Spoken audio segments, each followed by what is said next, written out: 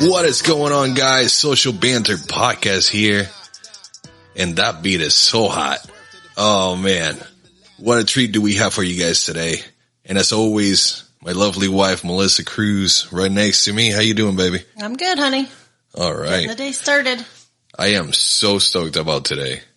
I got my homie, my brother, none the least. Before I tell you his name, though, let's give a few shout-outs to our sponsors real quick. What you got, baby? Sure. Let's start out with some legendary screen printing and embroidery. Legendary custom tattoos, all here locally in Turpin Springs, Florida. And we also have HK Floor Recoating. And that Raul Sanchez for all your photography needs. Yeah. And obviously you guys probably, if you're following us, saw our new promo that he put out for us, which was amazing. Man, that was pretty badass. I'm not going to lie. Not in a million years I would have been able to do this and shit like that. No, that was awesome. Thank you, Raul. You are awesome. Yes. And also, nonetheless, but business mentoring. The business mentor, the business coach, congruo.com. For all your business needs, if you guys need anything, when it comes to business coaching, business mentoring, any help in your business that you need, he'll be there for you. But, let's get to it because I'm really excited about this. We got the one, the only, El Presidente. What up? Eric Gomez, how you doing, brother? Long time no see, man.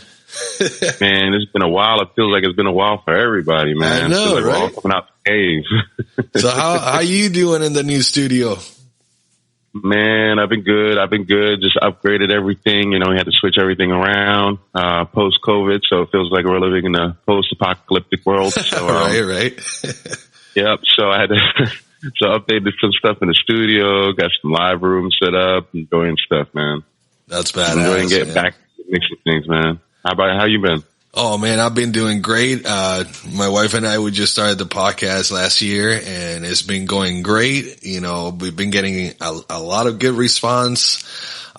We've gotten, a few, sponsors as you heard and it's going awesome, man. I mean, if you guys need any help with your merch, we got legendary custom screen printing for you guys. We'll get you guys hooked up with it.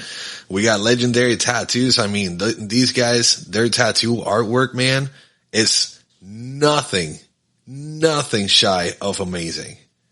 These guys are something else. They have done all the law enforcement. They have done, some of the Phillies players. They have done, Bucks players and stuff like that, dude. It's amazing. It's amazing. Nice. And they're great people. They're great family people. But, let's talk more about you, bro. Seriously. I want to know. So we know that you're a rapper. That track that we were playing there in the beginning, man, talk to me about that track. Cause that verse was hot. That was hot, dude. Man, as soon as I saw it on Facebook, I'm like, what? That was like, and the crazy part is that was like a verse that I wrote. Like I told you earlier, I was, before we got on the cast, I went through surgery, so I was in recovery at the time, laying in my bed, and my brother was one of the producers on the team, he was downstairs in the library room beating on his pads. We call him the pad beater. But he got the sample. He got the sample from I think it was Brixton. I given him layered versions of that track, like a whole tracked out version of that song from the studio. So my brother started chopping it up, started putting it up. I'm on my laptop and I just zoned out. I wrote and we recorded it. I put the video up in my room and just cut it up in After Effects and Premiere and posted it up. Oh yeah, dude. And it was pretty badass, man. I honestly, so people that haven't heard it yet, what is your verse about? Well, it was me in my bed. I couldn't walk. I couldn't walk for 2 months. So it was just the random thoughts and frustrations and just trying to push through, at that time. So, I mean, that was kind of the energy of that verse was that. It was, that day just felt really like it was the first day that I was able to actually sit on my laptop, focus on something. And once it's music, I mean, once it's music, you zone out into it. And It was the first verse I wrote after that experience, you know? Yeah, that's pretty intense, man. And you're feeling good now? You're back up 100%? Yeah, I mean, I'm walking again. Yeah. Not 100%, you know, I still can't feel, you know, nerve damage does some stuff when it's, you know, when it's nerves. So it's like, they say it takes time, but I'm walking. I'm doing all the important things in life, you know? That's good. That's good, man. So you going through physical therapy or anything like that?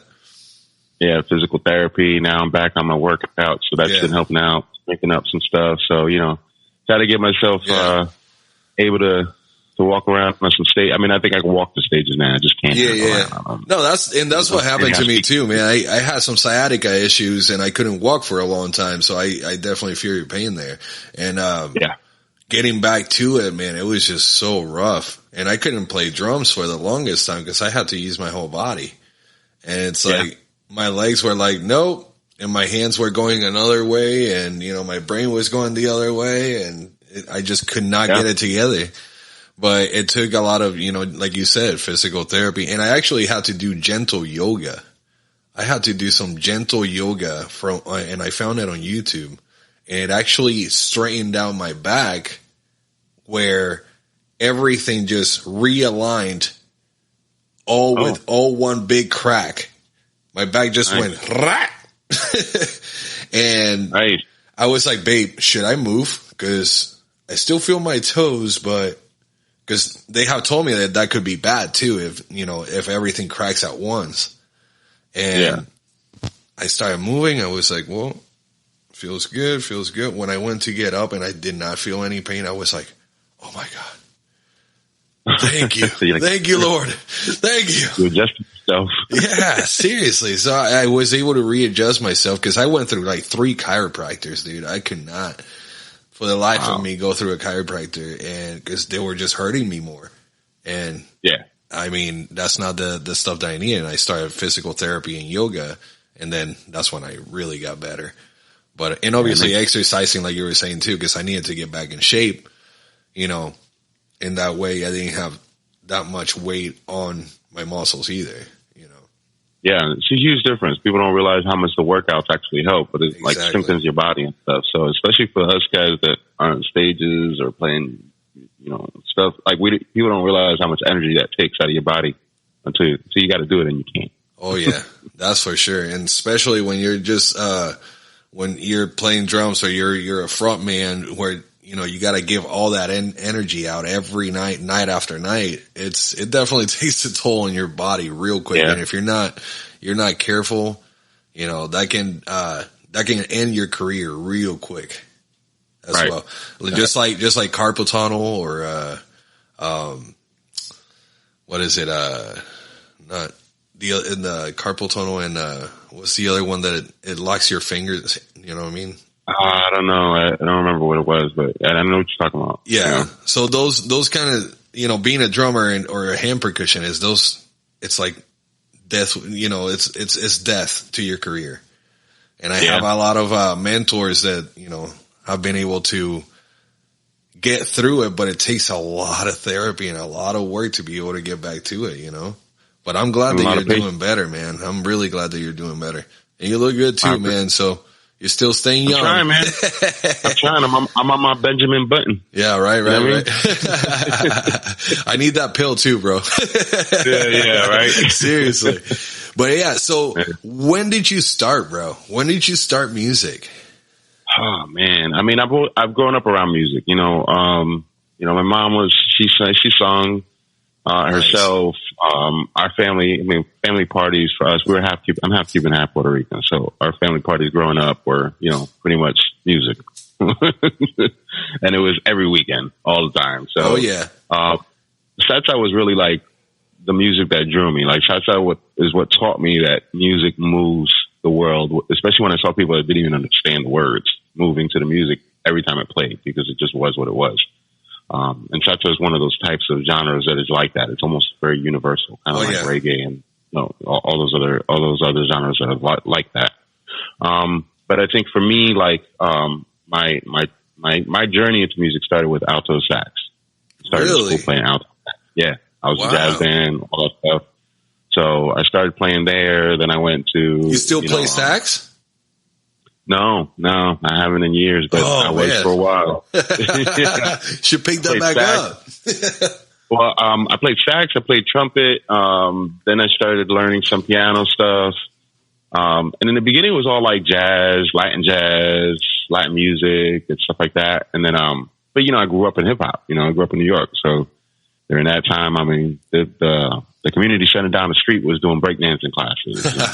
Nice. Yeah. So, we listened to Rakim, Run DMC, and LL Cool J, and all that stuff. So, hip hop was the life around us all the time. So, growing up in that, And you're from New York, right? You were born and raised in New York? What part? Yeah, exactly. Long Island. Central Islip. I was born in Glen Cove, but lived in Central Islip for the most part, and then moved down here. Wow. But yeah, so that was that. And then Rakim made me want to rap, but when Black Moon dropped, Boot Camp first came out, I think it was like about 95 or something like that. That made me write my first verse. And then after that, it was rap. And okay, so what made you write? Was it Wu-Tang? Was it their lyrics? No, it was Boot Camp. No, it was Boot Camp. It was Black Moon. It was Camp. Yeah.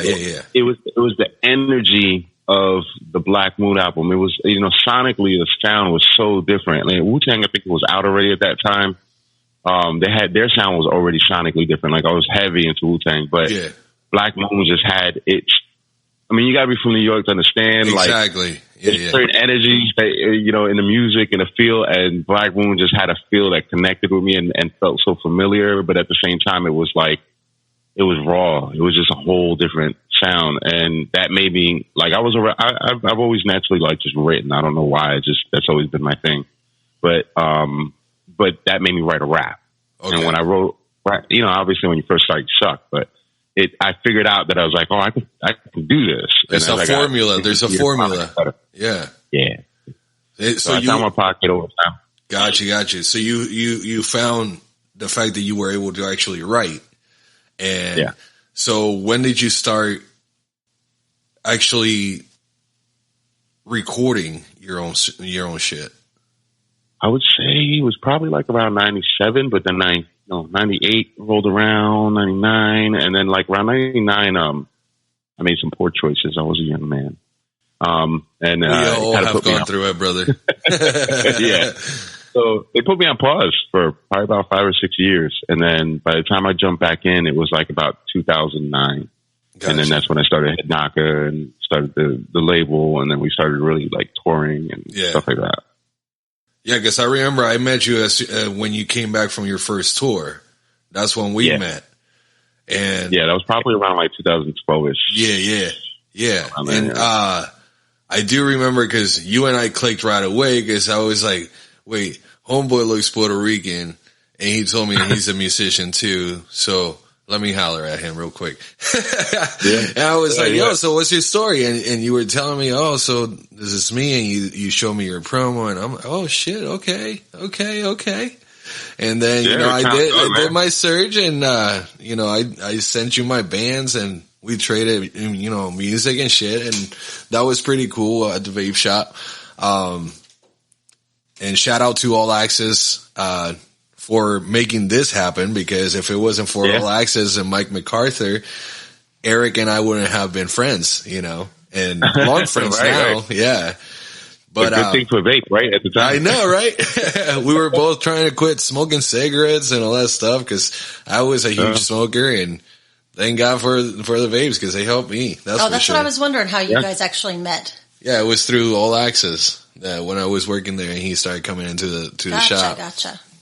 And I actually did quit over time. I actually did. I went down to 0 nicotine, and then I finally just kicked it completely. Nice. The only thing I inhale is weed. Yeah. Yeah, that really helped. We quit it too. We don't do any of it anymore. Yeah, dude. It was great. It felt great when we were able to finally stop, and not spend money on that anymore, Right. No, now he just spends money on the other stuff all the time. Exactly. So when you have a card, Right. Why not? It's that in equipment these days, right? Oh, exactly. God, don't even get me started on equipment. Man. Bro, you should see my fucking Sam Ash card right now. Don't get me started on equipment. It's a good thing it's a good thing I don't have a hobby like that. And I shouldn't even say a hobby, but it's a good thing I don't have a musical bone in my body, because it would not be a good situation having to go up against him. Oh yeah. She's like, well, you spent $1,000 last week. Why do you need another $1,000? I was like, well, let me show you. This made us this much, and this is going to make us this much more. But it all makes sense. Exactly. Right? And luckily everything has paid for itself. So we're good. I always get an ROI when it comes to that, you know? Yeah, exactly. Yeah, you got to keep an eye on that stuff. So Eric, what else are you working on right now, bro? Well, right now things have changed. COVID's kind of changed things. We were touring, we were going out of the country. I went as far as Hong Kong, and, Nice. we were getting things going. I was going to New York like every 6 months, setting some stuff up there. And, it got to the point where when COVID came, it just shut everything down. Yep. So it's like everything went from 1,000 miles an hour to like now we're on standstill. Standstill, yeah. For those that don't know, like for us artists that were touring, especially touring artists, like that's how we make our money. It's those merch tables. That's the majority of the money. Your booking fees, you'll get some money here and there for some booking at shows and stuff like that. But, promoters and venues, they're pretty much holding out a lot of money from independent artists already. And it was already a talent. So the merch table was really it. And once that shut down, like, some of us went to zero, and I was one of those people where it's like income just dropped all of a sudden. So, I had to readjust, over time, and, now we're doing like the podcast, we're doing the live streaming of events and things like that. So it's kind of where I'm sitting back now, kind of, I restructure things so where I can try to take on some new artists post COVID. Yeah. Some younger artists. We're doing the podcast network stuff. Started doing some events, like we got the Lagoon contract. We did a Latin night over there, and so we got the contract for the rest of the year. Nice. 2 more Lagoons here. So we just been working on that stuff, man. Like, especially when I'm home, I'm kind of like more. I don't know if you noticed, but I'm more in the background business side of things. Yeah. I'll be El Presidente when I leave, when I'm out of, in New York or Texas or Tennessee or something like that. But when I'm home, it's business. Yeah. And what's your main business? Which was the name of your main business? Well, the main business is Head Knocker. Head Knocker was the main label. So, but right now everything's kind of shifted towards, Black Market Bandit, which is the podcast. Anybody can find that on blackmarketbandit.com. We just started that up. So little by little, that content will start piling in as we start doing those. And then Park Jam Series, which is the events that we're doing right now. And those are like Latin events, hip hop events. I don't know and if you go to parkjamseries.com, you'll see like in the previous times we did like DJ Scratch, DJ Tony Touch. Oh shit. Okay. DJ Charlie Chase from Cold Crush Brothers. He's one of the partners in the business. He's one of my homies. Nice. So we've been doing that for the event side of things. And then, Head Knocker for the music side of things is, I want to get some young blood in here and start pushing out some stuff. What venues are you going to right now? Well, right now, if we're talking like Tampa side, Crowbar is always home base for me. Okay. Tom Shout out amazing. to Tommy Boy. Yeah. Yeah, that's the homie right there. So, I know, some people have been doing events more over there. They're starting back up now, some stuff. So, but that's always home base for me. But now there's new venues. It's funny because when I was out at the Vault on Friday in downtown for Albert James Hike Montana's release, I was talking to Mike Mash, and it's kind of one of the things that we all notice now is like now that things are opening back up, it's new spots. Like a lot of the old spots shut down, or they're not around anymore. So, or there's they're opening up very slowly and cautiously and only taking certain things on. Mm-hmm. So we're gonna see if we get more venues to give us some variety here. But I think people are still slightly opening up, here and there. So hey, brother, if you have if you guys want to do some shows in the Tri-County area, just hit me up because I'll be able to help you out with that, and we'll be able to team up. Yeah. We'll be able to team up and get some other venues as well, man. And once I can walk a little bit more, better, or more confident. Like I think I haven't hit a stage in a while, because it's, because of the physical stuff and, COVID obviously prior to that. But, I'm dying to just touch the mic. I mean, I do it at home all the time, but on a stage with a crowd is different. Right, dude. Trust me, when we played Janice last weekend, it felt amazing. But at the same time, it was like, wow, it's not the same. It was hard. It was really hard. But, so let me tell you this. The new tracks, I know you say your brother is helping you out doing the tracks, which shout out to him because he's a pretty badass producer. Yep. He's a pretty badass producer. Shout out to him. So he's creating all your beats. You're doing the lyrics. You have the company that you're trying to run events right now and stuff like that. What else do you have in the works? I'm kind of all over the place. I do this full time. It's basically web and music full time for me. And I've been doing that for years. So now it's mostly that. I want to get into more executive production stuff. Kind of the, pushing artists, creating their stories, using the network that I created to basically utilize it for other people, for other younger artists, to go through. So that's kind of the focus now between that and the podcast and the events. I mean, that's kind of where my head is at. Okay. Other than that, like I'm into the media creation and content. Like I've gotten into video. Like I don't know if you saw that video. Like I did that in After Effects and Premiere. So I just I'm a graphics guy. So I just it was great, man. I like that. I really liked that. It was pretty catchy. It was the video, the way you edited it and the whole 9 yards. It was pretty cool, man. I really liked that. Yes, I did not know that you actually were into video editing and shit like that too. When did you start that? When we started doing park jams in 2017, I think we did. When we started doing it, what it was is that somebody had to do it. Yeah. And I knew the programs somewhat, just because I'm always in Photoshop and everything else. So once you know how to use like one Adobe thing, you kind of can learn the other ones. Yeah. And most of what I do is pretty self-taught anyway. So it's like, so I sat there and figured it out. Like I learned how to use this stuff and did a few tutorials and then just got a little bit better over time. I'm definitely not a videographer guy, but you can defend yourself very well. I can yeah.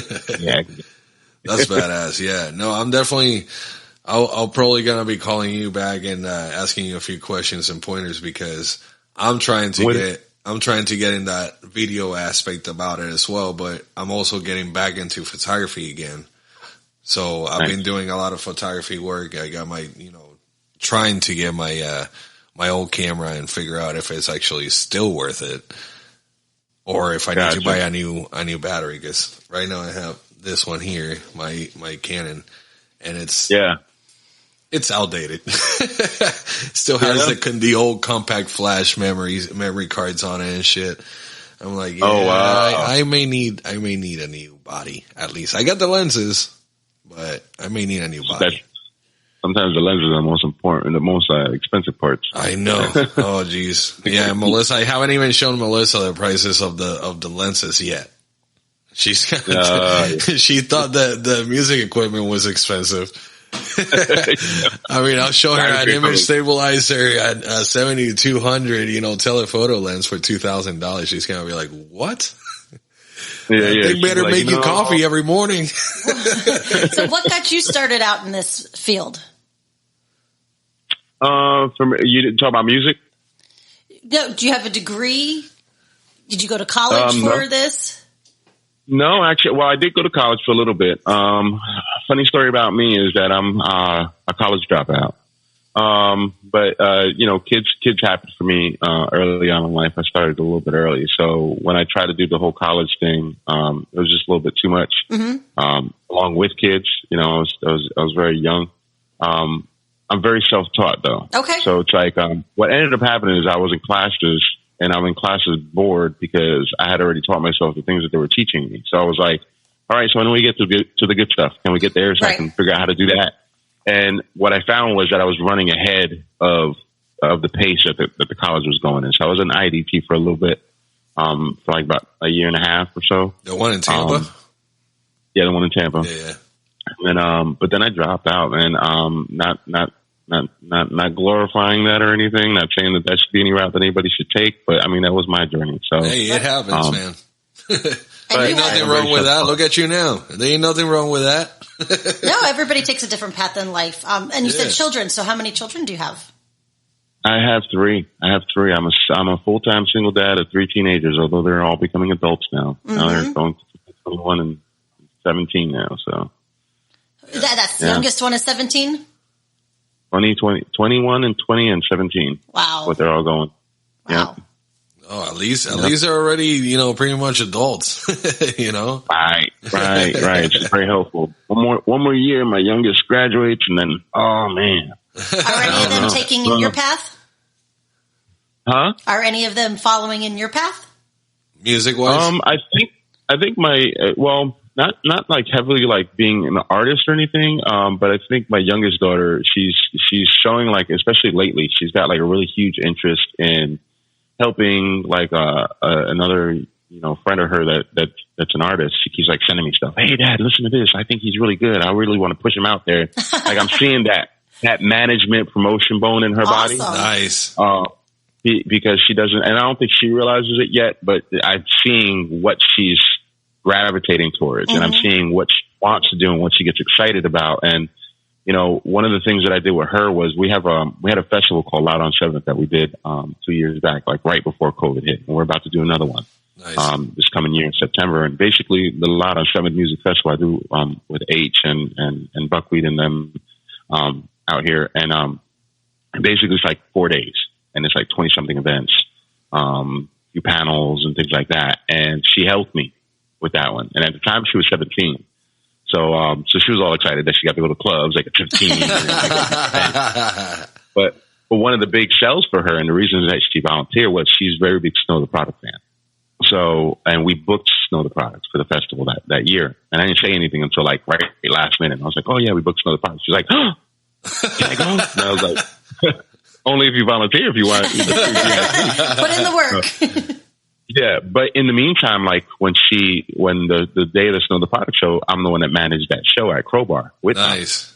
So when I go in there to get things set up, my daughter helped Snow the Product's team unpack, the trailer, get the light board set up their merch table with them. She hung out with like the guys that open up for her. Yeah. She hung out with her girlfriend. And after the show, she was there with Snow, and she's just hanging out. That Snow told off somebody. She got to see that. She was like, so she got to see like the background of the business that most fans don't get to see. Right. Exactly. She felt like she was in it, and that made her excited. Like since then, I think it just like shifted her mode. Like, okay, this is not just music. There's a whole community and there's a whole life behind here. Oh, yeah, and, there's a lot to do behind there. There's a lot more work to do in the background than in the front end. So they are. And she's now just, my kids, they grew up around it. Like since they were babies, there's always been a studio, right, next to them. And there's always been artists, and there's been dad going on tour and stuff like that. But they never clicks to them because they grew up around it so much, they kind of take it for granted. So now recently, after that experience, I'm seeing her now paying attention, like, hey, wait, you went to this city? Yeah. You went to this city? Oh, tell me about it. That's the same thing with my kids. I got an 11, 12, and 16-year-old. And the 16-year-old now, she's like, oh, you're doing this? Oh, okay. Yeah, they're like, all of a sudden they're like, oh, okay, so you're more than that. Yeah. Oh, okay. Yeah. So, but I'm seeing that happening. My oldest is more into like business. She's finishing her second year of college. She's more like international business. She likes music. Nice. All my kids love music. Good. They all have very eclectic taste in music from their friends. But international business is really good. I mean, that's big money that you can make there if you do it the right way, for sure. She's a smart cookie. And then, and then my son loves music too, and he loves games and stuff, but I think his route's a little different, so, but my youngest daughter, I think that's the one that's really going to like try to get into the business. Gotcha. Oh, that's awesome. And shout out to them, man. You're awesome kids. And they are. I can't complain at all. I can't. I've got some friends with some pretty scary kids, and my kids are brother, yes. We have friends as well that have some scary kids. But you know what? Gotta love them and gotta hate them at the same time. Yeah. We brought them into this earth, And you know what? We gotta love them. There's no other route. We gotta love them. Yeah. Yeah. I mean, I'm a single dad, so I've had I've had full custody of my kids their whole life, pretty much. And shout out to you, man. Seriously. And I wouldn't trade it for the world. But I did tell them, once my youngest graduates, I was like, yeah, I don't gotta get out of here, but I may not be here for a few months. Yeah. So, yeah. I'm gonna go travel for a little while. There you go. You deserve it. Being a single dad, I cannot imagine. No, that's rough. 3 kids. And doing everything that you do on top of that. That takes a lot of courage, a lot of strength. That's amazing. Takes a lot of everything, pretty much. But I appreciate that. Although, for me, I feel like I had to. I feel like I had to show them that you don't stop. Absolutely. Because life, these adversities, a lot of people tend to give up their dreams and say, I'm going to sacrifice this. And, I did make sacrifices for my kids. And, there was, I could have. Yeah, you have to. It's all part of it, yeah. Different places.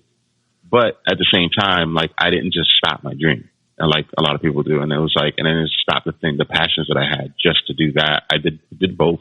Mm-hmm. I worked the job and then did this until I could just do this, and then that them seeing that, I think, kind of built that in them now. I could see the results of it in their drive and ambition, That's terrific. That's awesome, man. So since you're in your studio, and I know that people can't see this, but I see you got the Apollo back there. That's pretty badass. Give me a quick tour of your studio. What you got back there? Well, I got my keyboards. I got my motif. It's actually a motif with the M Audio keyboard on top for the production stuff. Nice. I got my regular studio machine that I have here. I built my computer because I like building my stuff. Yeah, buddy. It's a lot cheaper, and I can put more power to it. Exactly. And then I got the Apollo over here. I love my Apollo. Fuck that, dude. I love that thing. Fire. They got a new version of it too, so I'm thinking about getting it, but I'm not sure. Yeah, it's only like $1,200 or something like that. For only one. Yeah, only. Totally. Obviously, got my rack. Yeah, babe, that goes on the list too, by the way. I'm gonna start making my own list of things I need and want. Yeah, for the podcast, for sure. Right. Yeah, you should. As long as it's for the podcast. Hey, I bought her first microphone, so yeah. Right. So then I got my Resolves over here, for my monitoring. And then, obviously I got my podcast equipment in here as well. And then I've got like another desk that you don't see, but that I'm talking towards, which is work desk. I do most of my graphics and my video and stuff like that on that. And I bought myself a nice little new Alienware M17. Ooh, buddy. I'm not going to promo them too much because they're not paying me, but it's a pretty fire laptop. I'm just saying. So I don't know. Hopefully it will last you longer than my Aurora lasted me back in the day, because I always loved Alienware, but they always had a cooling issue. And dude, I hope they fixed it. Well, my last Alienware lasted me like 4 years, and I still have it. It's still popping. I just have it in the downstairs room. I have a downstairs room that has a whole live setup. PV sponsored our Park Jams events, stuff like that. So there's a whole big TV system down there. And I got my other Alienware there with the turntables. Nice. They got these little Rain turntables, but that one's still pumping, man. Wait, you got the Rain 12s down there? Yeah. You got a Rain 12 setup down there? Yeah. All right, so when am I coming over so I can teach you some shit? Anytime, because when it comes to DJing, I know absolutely jack, bro. Like I know how to juggle a beat now, because most of my friends are DJs because we do these parties. So unlike most rappers, I actually I'm really big supportive towards DJs and b-boys. So when I did Park Jams, it was solely a just DJ thing. But yeah, I got turntables here because they'll come. Charlie will come and jam out on them. JT Radio will come through them, but yeah, we bump in the house. I mean, you can come through anytime, bro. Hell yeah, dude. That sounds like a party right there, man. I'm definitely gonna have to come through. And I want to start up jam sessions. Well, because here's the thing, I've been working on a project, and it's a DJ drummer duo. So I have my boy, shout out to Chris Zero. He's my drummer, and we've been putting together this pretty crazy playlist of mashups and remixes that I've done throughout the years. Yeah, and I'm remixing them live. and he's playing on top of it. So he's playing the drums on top of it, on top of the actual tracks that I'm doing. And that's fire. It's pretty cool. I hope that we can get it launched pretty soon. I don't know how much longer it's going to take us because my schedule is all over the fucking place right now. But yeah, that's the new baby that I'm trying to work on. Well, if you need a spot to do the visual for that, my live room is pretty fire and it's got a lot of space. Yo, sounds good. And it's got dope artwork in the background. Shout out to my boy Dope Quotes for that one. Hell yeah. And you guys are free to come in here and get some visuals if you need. That would be amazing. Yeah. Dude, hey, maybe we can even do a collab, dude.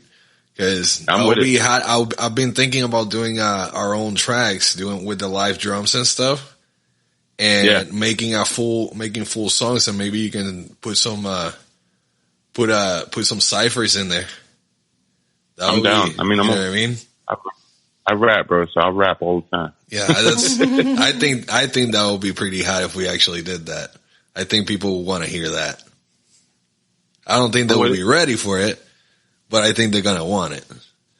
I don't know, man. I feel like people are ready for a lot of stuff these days. I think people are tired of just being locked up. And I think anything right now. They just want music. Yeah, they just that want. Is true. Yeah. They want to hear some new stuff. I know that.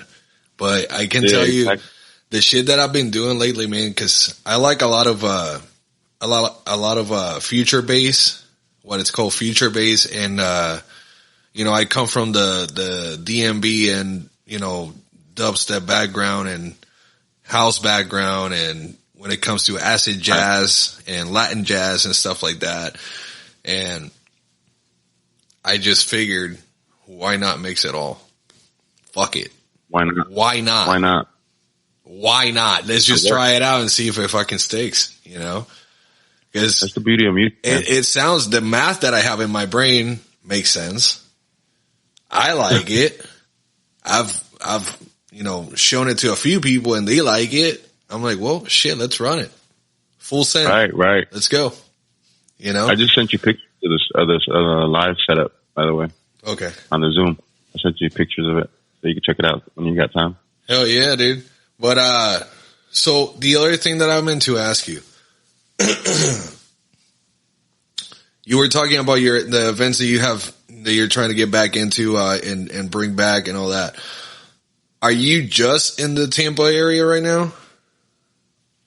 The events that we do, what I'm doing, like when we're doing in Florida, not always, because we've done some Miami events with the partners out in Miami. So like when Art Basel was out, we brought Tony Touch out there. We did a partnership and did like a duck down event out there, before.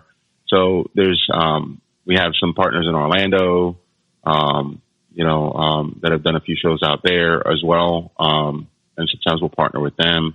So shout out to, Sound Ministry and them guys out there. They got I think the last show they did out there was like Sky Zoo or something. It was like right before everything shut down. But they're starting back up too. So, but most of the events right now that I'm doing is Tampa side, just because I'm kind of limited where I can move right now. Gotcha. Now you were talking about Orlando and all that stuff as well. Have you guys done any work around Naples and Sarasota? And I know Chino's out there a lot. I know we've done shows out there before. We've got friends out there, like Marcel, does some hip hop shows out there, with them guys like Ryanito and all those guys down there. But I haven't been down there in a while. Yeah, I guess I've been going over there for the past few months. I've been going over there now, every week, and I've been seeing a little scene forming in the higher area of Naples and stuff like that. And I thought it was pretty cool because I've been seeing a lot of promotions and stuff, But Sarasota didn't stop. Like, I don't know if anybody knows, but when they say Florida's kind of wild and they were wild during COVID, Sarasota was one of those cities, like, they did not stop. Like, the DJs friends that I have, like, they did shows there every week for the whole year of COVID. Wow. Like nothing ever shut down. That was Sarasota. Sarasota did not care. Yeah. Yeah, it sounds about right. Sarasota, Naples area, they really don't give a shit. But so your podcast, you say you're trying to brand it and stuff like that as well. Yeah. How far how far are you trying to take the podcast? Like, are you guys trying to do where it's always going to be? First of all, is it a video podcast? It is a video podcast. It's live. Right now, it's going to be every Wednesday at 8:00. BlackMarkerBandit.com. It could be anything ranging from music to social events to community stuff to whatever we want to talk about. Games, shooting the shit. I know next week we got my boy Laravelli that works like with Mano and Uncle Murder and them out in New York City. We're gonna have him on the podcast. But I'm trying to push the podcast itself, but really the goal is to create a network of podcasts, and to create a network of content, from different artists and just share things that have some depth. Really, I'm all about depth. So if I can find things with depth, I try to promote it. Oh yeah, to help others out there as well. That they're trying to become new musicians or they're trying to get into the industry, whether it is being a promoter, whether it is, record label, producer, whatever. If there's anything out there that we can do to help out, I mean, this is the least that we can do. That's how I feel about it. Yeah, and this is the direction everything's going in right now. Is these podcasts, the live streaming performances, and I don't think that's going away. I think this is a permanent change. I think we're going to have the live events again. We're going to have the live stuff. But at the end of the day, the online side of this, I think, is here to stay. I think it's just going to evolve from here. Yeah, for sure. I 100% agree with that, because obviously everybody is still inside of their house. Well, not everybody, but a lot of people are still inside of their house and they're doing everything from the inside of their house. They're not coming out. So, I mean, a lot of people figured out they like that. Exactly. A lot of people that used to not be couch potatoes, now they are. And some people, some people, they just can't go to work outside anymore, or because they have shut down their buildings or whatever. Now they have to work from home, so they have to adjust it. I like Melissa here. Yeah, well, that's it. It's a big change. I mean, I used to go to the office every day, and now I have an office in the house that I just get up and go in there. It's a big change, Right. I've been doing that for a year now. I never thought I'd like being able to just be home, but it's been a big adjustment, but I do like it. I'm here for the kids. I'm here for, anything that's going on. I'm available and still working constantly, but at least I know I'm here. Yeah. And you said something key there is the kids, being home allows you that time with the kids, but you still are getting work done at the same time. It's kind of the same thing with me. It's like, I can do the things I don't want to do, but I'm still right here. Yep. If something happens. Oh, absolutely. Like, hearing a lot of people like, why would I want to go back to work? Mm-hmm. Yeah, well, that's it. And my kids are, our kids are younger. So, they get home from school. I'm here. And I love that. I love, and not only that, when they're doing homework or they have questions, they can do it right when they get home. And if they have to come into my office and say, hey, Mom, what's this? I'm there for them. And they're able to continue on with their day and not have to worry about it and wait for me at 5:30 to get home. And my daughter's working now, so when she leaves, I know who she's going with. I can make sure everything's good at the house, and it's just a more comforting feeling now. Yeah, before I started the label, I was working at an agency, and it was a Fortune 500 agency, doing I was one of the main marketing producers for like Procter and Gamble and Park on Walmart.com site and stuff like that for a while. I was there for a while, and before the label, and I remember working 60, 70 hour weeks. Yep. I remember getting up in the morning before my kids got up for school, and at that time I was married. And I would leave. I would not see my kids. I would come home, and by the time I came home, because they were younger at that time, they'd be asleep. Right. By the time I got home. So I would not see them.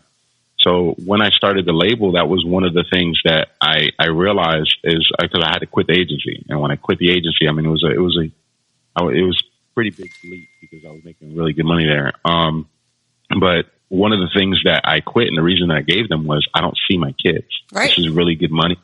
and I should be thankful because I don't have a degree, but I'm working at a job that requires a master's, but I'm making money as if I had a degree. Absolutely. Doing that. So when I make that leap, it was a very scary leap. But when I got that first few weeks, and even that first few months, like once I adjusted financially and figured out how to, get myself back up to the money that I was making by little, one of the benefits of it was the time with the kids. Mm-hmm. And I would not trade that for the world. And, that was back in 2010. I haven't been back to an office doing 9 to 5 since, for that reason. Obviously I've been doing my thing, but that time with the kids, I just won't. I didn't want to trade it. I didn't want to get rid of it. I was like, I want to be here every day. Oh, absolutely. Especially when they're younger. If I'm on tour, especially when they're younger. Yeah, I wish, honestly, that's the one thing that I wish that I could do is, just stay home with the kids too. You know what I mean? Because I feel like I'm gone so much, and I have to be gone so much that when I'm home, it's like, I just want to be dead to the world and just spend time with my kids and my kids only. Right. Like this weekend, I cannot wait to just be able to just spend time with my kids. I was like going store crazy, and that's where you don't get. Yeah, my depression starts kicking in and all that stuff, and it's just battle inside of my brain, and that's why I do what I got to do.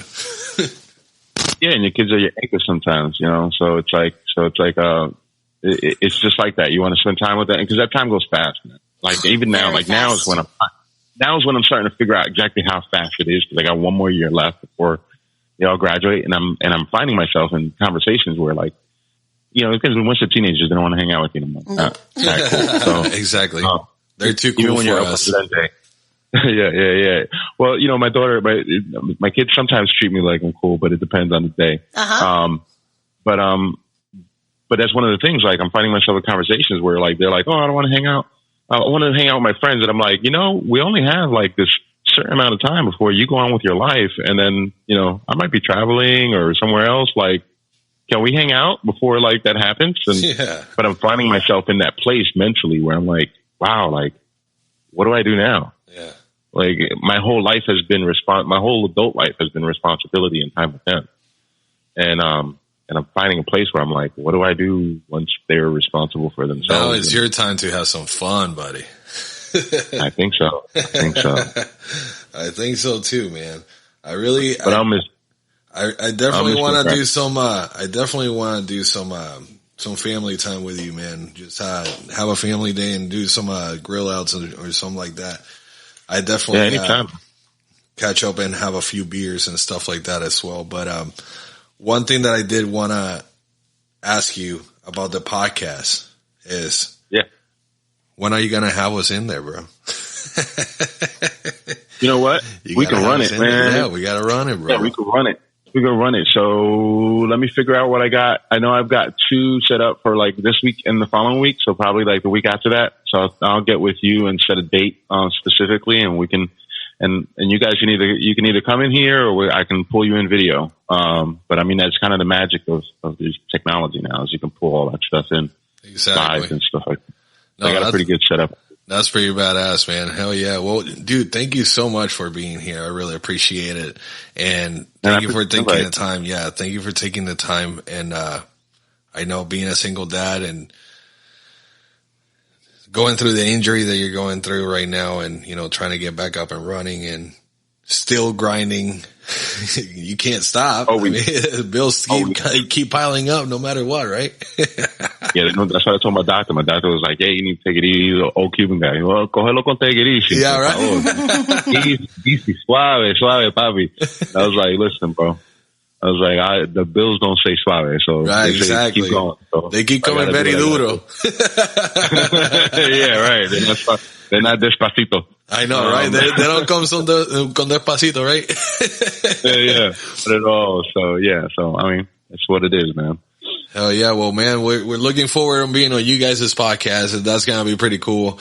And so, where can people find the podcast? Where can they find your music? Where can they find everything about you? All right, I'm gonna give them 3 links. First link is the podcast, blackmarkerbandit.com. You can go straight to the website. You can subscribe to the YouTube channel from there. You can get to any of the social media links. Everything will be right there. I should try to centralize everything. For my music, elpresidenterap.com. Everything elpresidenterap.com. If you listen to anything like on Spotify or Apple Music, all the links are right there, right at the top. And then if you're looking for events, parkjamseries.com is where you'll go. And everything events. Yeah. That's pretty badass, man. Well, thank you so much again for being here, brother. I really appreciate it. And if you don't mind, I would like to have all of our listeners to listen to that verse that you spit out on YouTube the other day. And let's run it. All right, here we go. And guys, thank you again for being here. Thank you for all the shout outs. Thank you so much for being amazing and leaving us all the reviews that you guys have been leaving us. So if you can, tell a friend, tell about Eric's podcast, tell them about Social Banter, tell them about everything that we talked about here. And if you're still here and listening, we love you. We love you. We love you. We love you. And guess what? The mystery box is coming. Mitch at Legendary Tattoos is getting it ready to go. That mystery box is going to be hot. Because all I'm going to say is, other than apparel, it's also, it may or may not have a tattoo gift card, babe. Could be. What do you just think? Never know. I don't know. Mitch is going to do something in there. But you guys got to start, make sure you sharing us and liking us, and make sure you're participating on our Facebook and Instagram posts, because that's what you're going to need to do to be able to win one of these boxes. Yeah, so make sure you comment, share, and like the page on Instagram and Facebook, and the mystery box could be yours. All right? What is the Wu-Tang's mystery a chest box? I should. That's pretty awesome. One of these days you should. I know, right? It should be the theme music for the mystery box. The what? That should be the theme music for the mystery box. Right, the right. Mystery chest box on the Wu-Tang. Yo, that would be hot. I will have to pay for that. Right. All right. We're gonna leave you guys here with El Presidente. Take care, guys. We love you.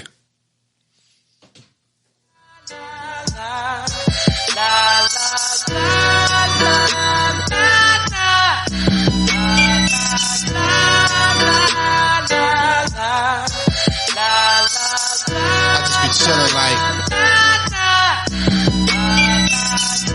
I just been rolling up.